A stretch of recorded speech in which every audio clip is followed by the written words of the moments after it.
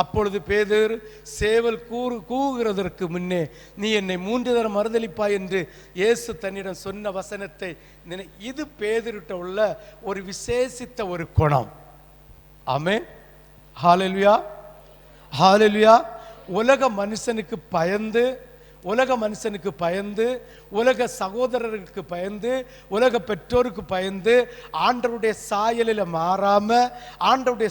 மாறாம இப்பிரபஞ்சத்துக்கு ஒத்த வேஷத்தை தரித்திருக்கிற ஜனங்களுக்கு உள்ளத்தில் தெரியும், ஐயோ இப்படி இருந்தால் பரலோகத்துக்கு போக முடியாது என்று சொல்லி இந்த உபதேசத்தை தருகிறவர்களை சபிக்க தொடங்கினாலும், ஆனால் உணர்வு வந்ததும் மனம் மாறுகிறவன் பாக்கியவான்.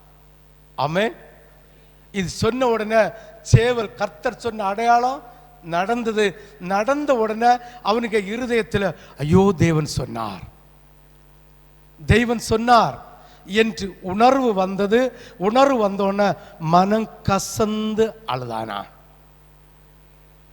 மாம்சத்தில் இருக்கிற நீயும் நானும் தவறு செய்கிறது சகஜம்.